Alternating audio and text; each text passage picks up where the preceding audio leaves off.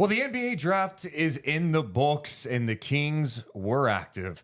It started last night when the Sacramento Kings selected Devin Carter from Providence with the 13th pick, and we are left going, but they've got 800 guards here. They've got 8 guards. What are they going to do? Well, we find out early this afternoon the Kings made a trade to deal with that a little bit. They get a trade done with the Toronto Raptors. They send Sasha Vezenkov, Davion Mitchell, the 45th pick in the draft to Toronto, along with a second-round pick next year that is Portland. So, yeah, 2 second-round picks, one that could be kind of high next year if Portland's not good again, along with Sasha, Davion Mitchell, and in return, the Kings get Jalen McDaniels. They get one player back who is on a $4.7 million expiring contract. So why did they do it? Why? Well, it clears an open spot on the roster, and in addition to that, gives the Kings some cap space to allow them to use it in a trade or in free agency. The reality of this situation is this. This trade is not about Jalen McDaniels today. I think they're taking a chance on Jalen. Absolutely. I think there's a chance he's a part of what they do from a rotational standpoint. Maybe he gets in the mix and has a bounce back year.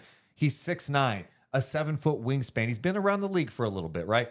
26 years old, played with Charlotte, Philly, and last year in Toronto, where he was not good. He had a bad year last year in Toronto. Only shot like 16% from three in his career, about 32% from three, but he's long, which is something the Kings need. They need athleticism. He has that too, but he's also on a $4.7 million expiring contract. Who knows what his future holds in Sacramento? That's it. Low risk move in the sense of you are shedding your roster of another guard after drafting one the night before.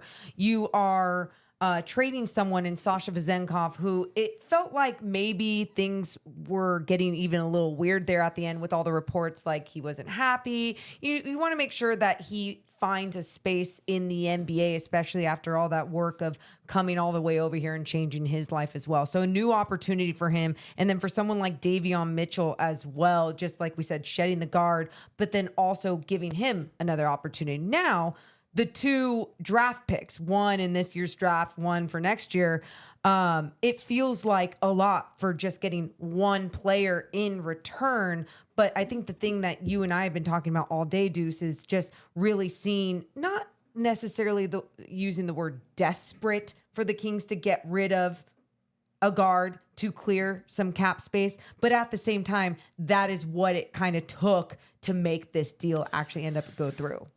Something I said in the beginning of a stream today is the Kings off season is, I think of it as a nice book, right? All right, you open up chapter 1 is getting Mike Brown's deal done. All right, let's go to chapter 2. Anything good here?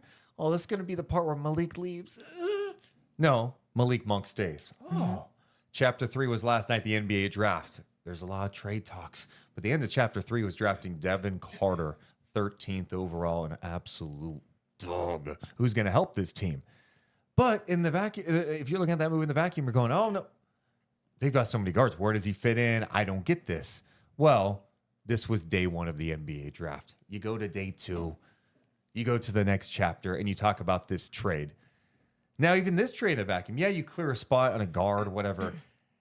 To me, it's about what they do after that. Yes. What's in the next chapter? Is this used to complete a significant move? Because in my opinion, it was a bit surprising that they had to attach a couple of draft picks, second-round picks. I know they're second-round picks, but Portland's could be high next year, like I said.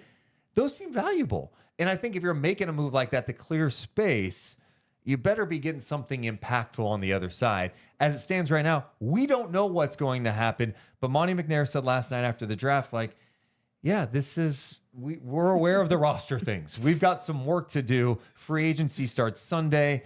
And this is transaction season. We'll see what lies ahead for Sacramento. Yeah, and what lies ahead, I think, even after they drafted Devin Carter, the first thing that we kept saying was, we really like Devin Carter, excited for Devin Carter. Okay, another guard.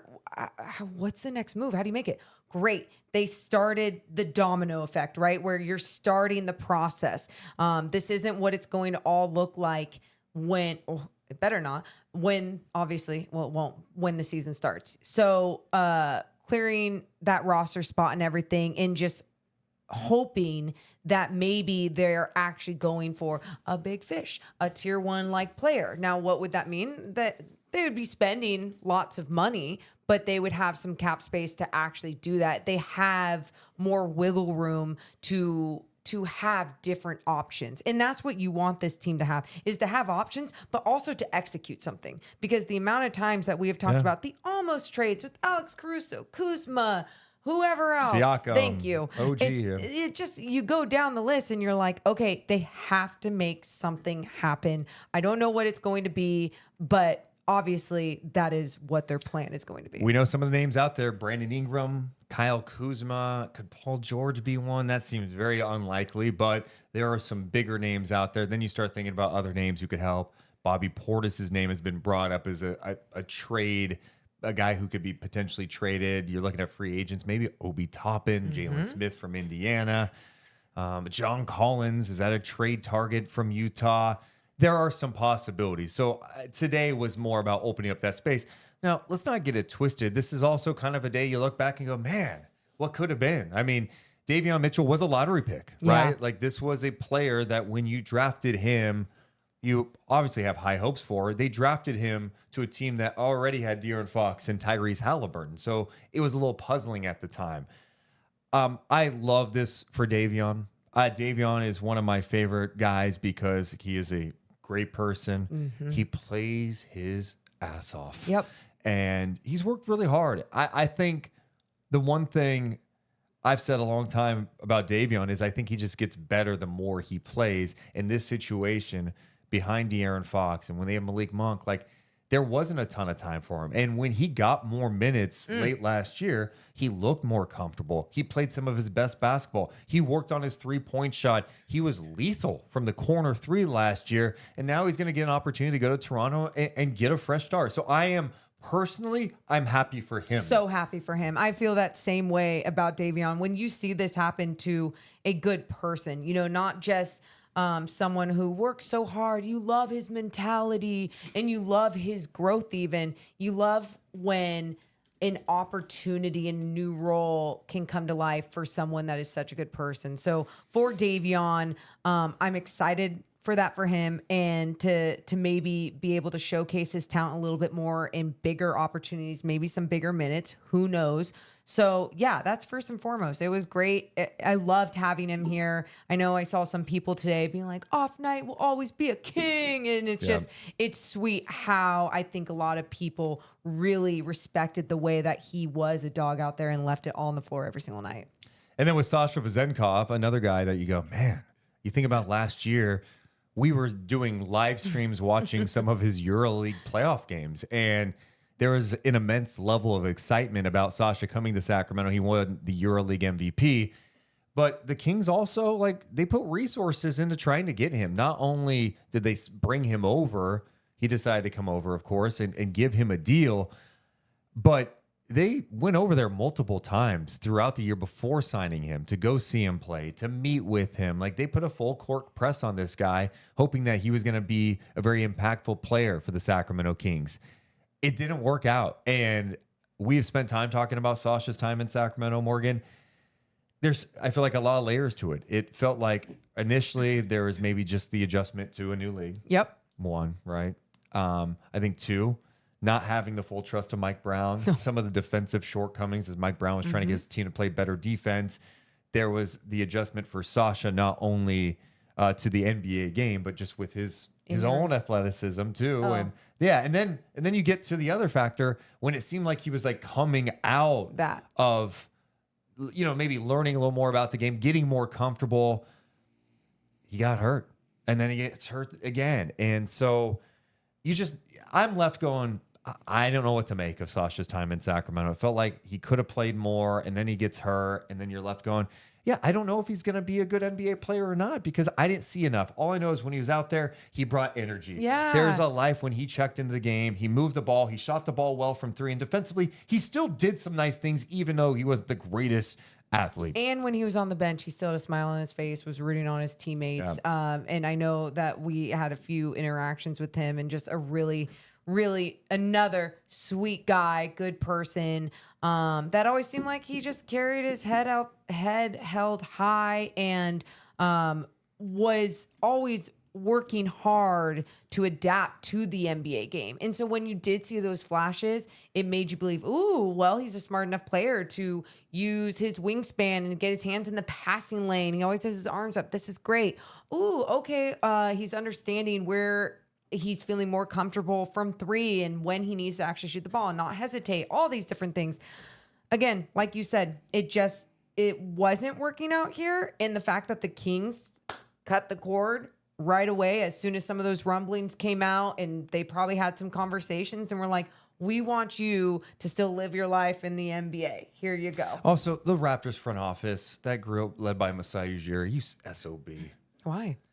Somehow getting 2 picks out of that, taking on those guys. Gotta do what you gotta do. He got the better players in the deal and gets more picks, and then gives up Jalen McDaniels. And he's like, "Oh, Kings, you want cap space? Well, make it worth my time. Make it worth it for me if I'm taking on these guys. I'll go ahead and wait. You go ahead." Anyway, I also think I know this is probably not the most fair way to look at this deal. What?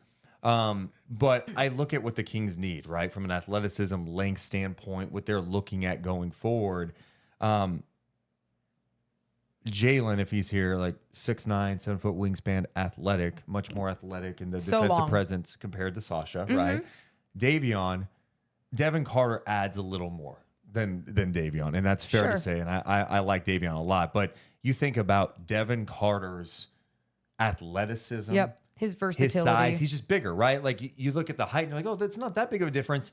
Yeah, one has like a 6'2.5" wingspan, the other 6'8 3/4" wingspan with a 42-inch vert, who's set the NBA combine record on the 3/4 sprint with like 2.87 seconds, and then defensively can guard multiple positions. So like if you look at the additions made, subtractions, you go, okay, I think they got a little better in areas they needed to. Absolutely. I mean, how many times did we talk about leading up to the draft even, okay, Kings really need to see some length. Look at how many of their flaws were exposed against the Pelicans, losing to them 6 times last season. And a lot of it had to do with length. And then with other teams, a lot of it had to do with length. So, no matter what happens with McDaniels, either way, like we said, the low risk with the contract alone, maybe you can try and help him become the type of player that you want on the floor, so he's not a liability on one end of the floor. And we've seen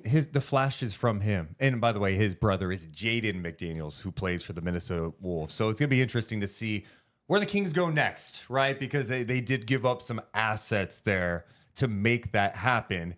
And it gives Sasha, Davion a fresh start.